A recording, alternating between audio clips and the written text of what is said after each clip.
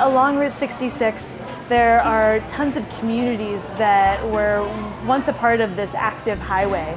And a lot of the things that they built up represent American history, and the places that exist in the world around us tell our story. See, that's mystery, that's your dad, that's your mom, brothers and sisters, that's your grandmother, okay? Yeah. That's history. Oklahoma has a great, unique history. Lots of folks who left slavery were able to come here, and there are several black towns in Oklahoma, and Luther is not designated as one, but there were lots of communities around here that would have been described as black farming communities.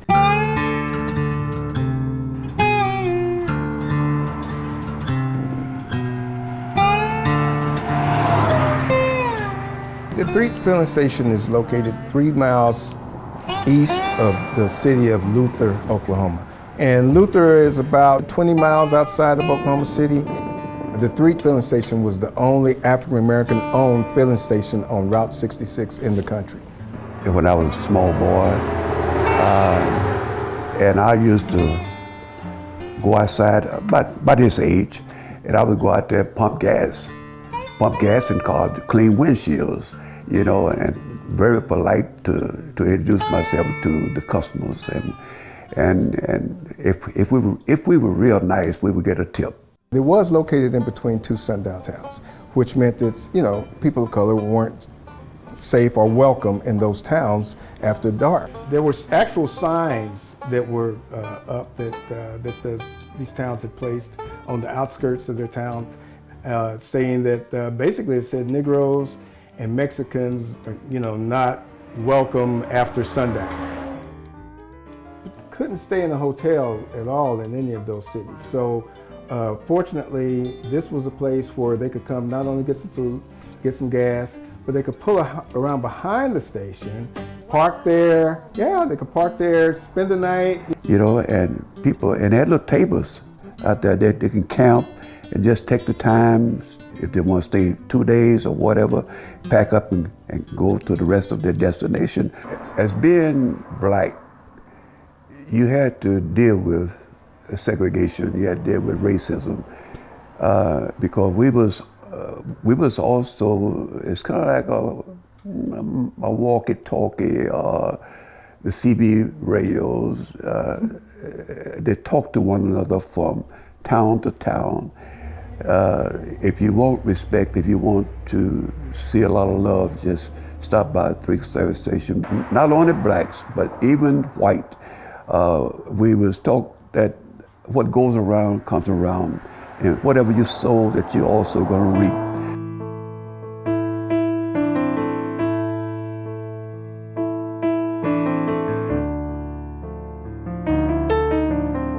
The Jim Crow era was very tough, and after the 1921 race massacre, because they were aware of the station and the homestead, they were able to stay on the grounds there for some period of time until they could get themselves on their feet and find out where they could go, you know.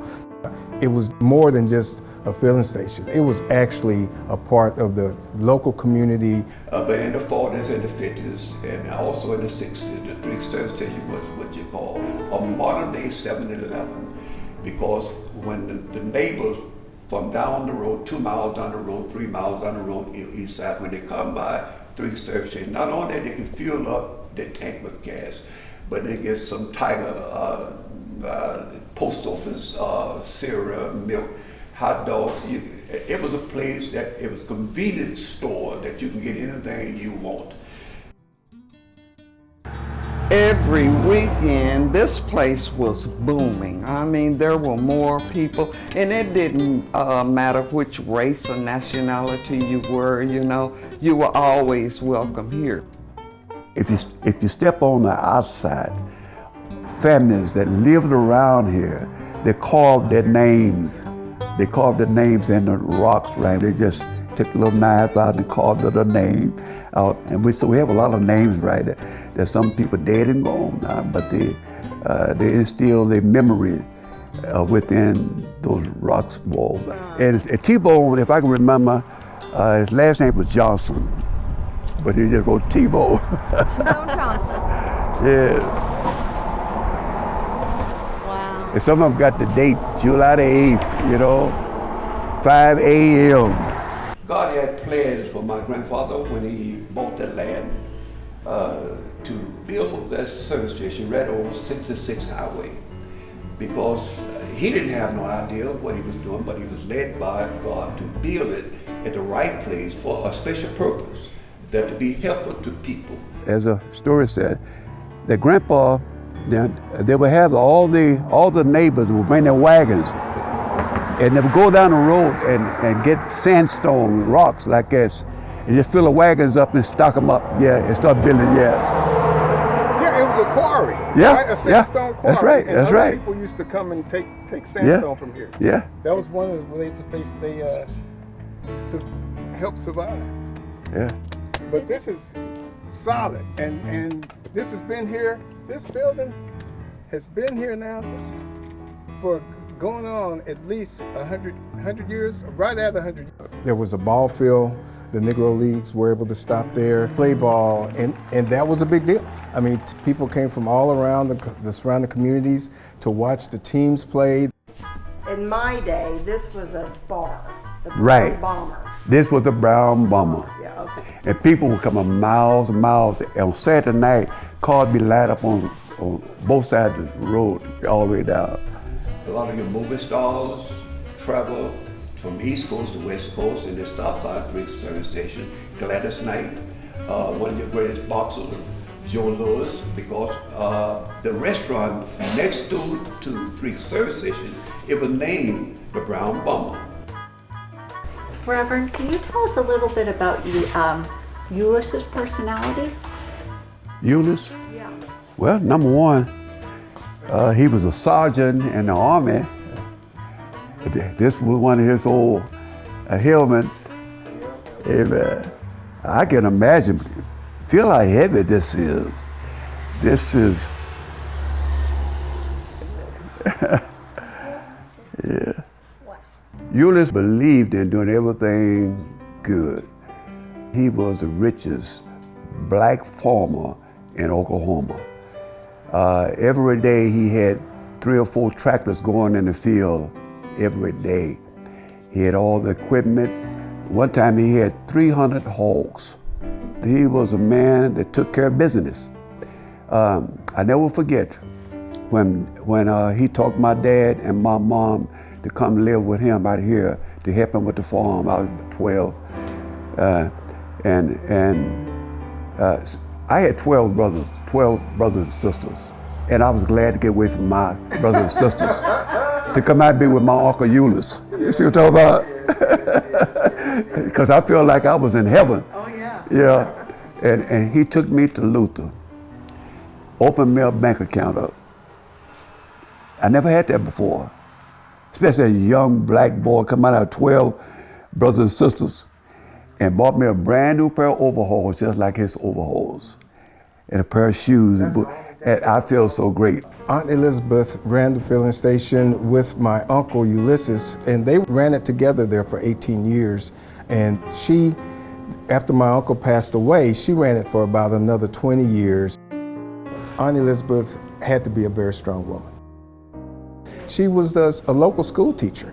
You know, she graduated from the local HBCU there, Langston University, went on as one of the first 5 African Americans to attend Central State College.